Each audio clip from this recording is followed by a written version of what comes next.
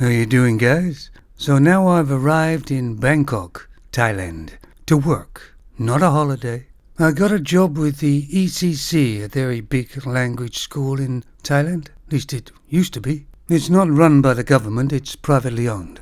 And the parents pay the money for the classes for their children to go to learn English. I wouldn't have thought that it was cheap to send your children there, but they don't pay the teachers very much at all. So if you do this yourself, take some money behind you. You'll need it. So I spent about 2 weeks, I think, in Bangkok, where I had to sit in on some classes at the ECC to get the idea of how to do it. They also took me to immigration, where they got me a year's visa. Once the 2 weeks was up, they told me they were sending me to Chonburi, to an ECC school there, which I was quite happy about because I didn't like Bangkok at all. Far too hectic, far too busy. Chonburi is kind of halfway between Bangkok and Pattaya. There's not much there, but at least it's quieter. It does make me kind of laugh when these schools do their adverts saying they'll help you with accommodation. The help that I got was from somebody from the ECC pointed down the road from ECC where there was good hotel. The best thing you can do is to go shop around. You're not staying as a holiday maker, you're staying and you're going to pay monthly. Of course, the longer you stay, the cheaper it gets, and then you're going to have your electric and your water bill at the end of each month, which you will be charged separately for. Anyway, I got a reasonably place to stay at a monthly rate, but just don't turn the air conditioning on too much, otherwise your electric bill will be exorbitant. I did that 1 month. After that, I just got some fans and blew some air around at night. But anyway, it was a fairly good experience, at least at first. The Thai children were very polite, very respectable. Of course, you have to wear sort of a suit and a tie, at least a shirt and a tie anyway.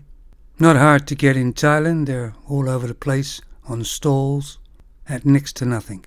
Oh yes, and I was also told by ECC representative that at the end of each sort of semester or course they were taking, they would always pass, by the way. Nobody fails here, even if they have. A lot of people think teaching is easy work, but you have to prepare your lessons before the lesson, and you have to mark papers. My classes were sometimes probably, at first, about 12 children. The trouble is they were all different ages, means they were all different grades. It's very hard to teach children English at different levels like that.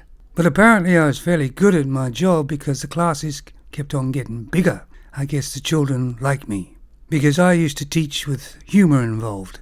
Thais like that. They're not like Korean or Japanese children. They like to work a little bit and play a lot. So I kind of use games to also help them learn English too. And my classes got to about 26. I didn't have to work really long hours, and some days it was only 3 hours a day. But you only got paid for those 3 hours.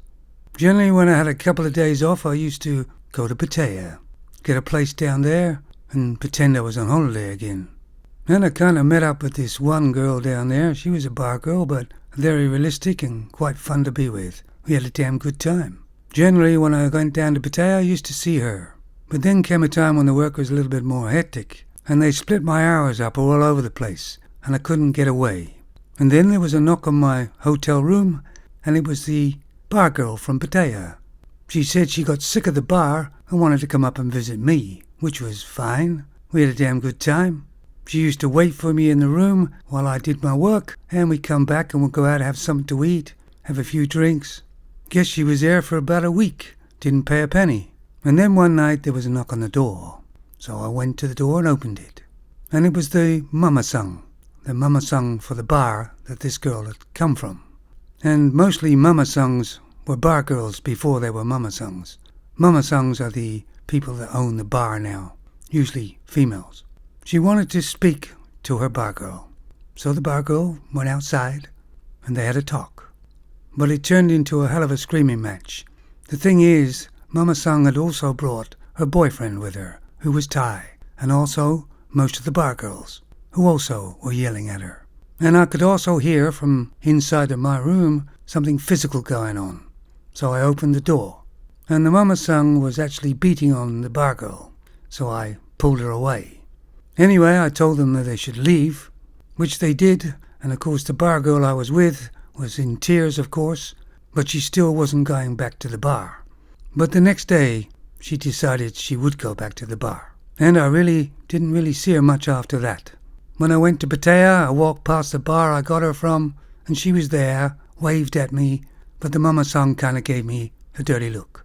It's okay for the bar girls to go with Falang, but not to like them and go free. After all, it's a business. Anyway, I'm sure this bar girl did very well. She was a very decent and realistic person. Anyway, after about 3, maybe 5 months or so, I'd have enough of sort of ECC. The hours were far too erratic, and I was using my spare money up quite fast. So I told ECC that I would be finished. They took it very well, and I asked them about my visa, and they said, don't worry, it'll still run concurrent, and I sort of didn't trust them much. Because I've heard stories of people when they leave Thailand, they get done for overstay, and it's quite expensive. But I didn't do anything about it straight away, and my plan was to go up to Chiang Mai, which is up north, Thailand. I've always wanted to see it. This is a good time to do so, while I still had some money left. To be honest, I was kind of glad to leave Chonburi. It's kind of a dull place, really. Lots of people take the train up to Chiang Mai, but I took a flight.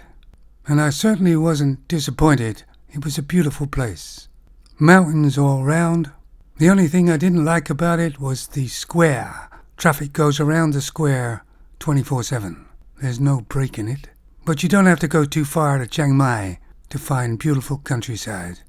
Of course, there's bars up there, but they're very, very laid back. They even have quite a few discos up there too. But after being to, say, Bangkok and Pattaya, Chiang Mai was just a breath of fresh air. I thought I'd spend about maybe 2-3 weeks just having a holiday up there, looking around, before I started looking for, say, more teaching work. And funny enough, I bumped into an English guy who was doing exactly the same thing. So we kind of buddied up, really. I rented a motorbike up there, just a small one.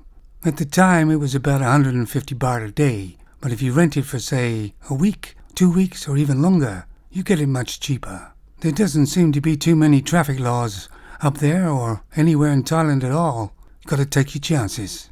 So I guess the next video will be about how I found my Thai wife. Or Mia. Take it easy, guys.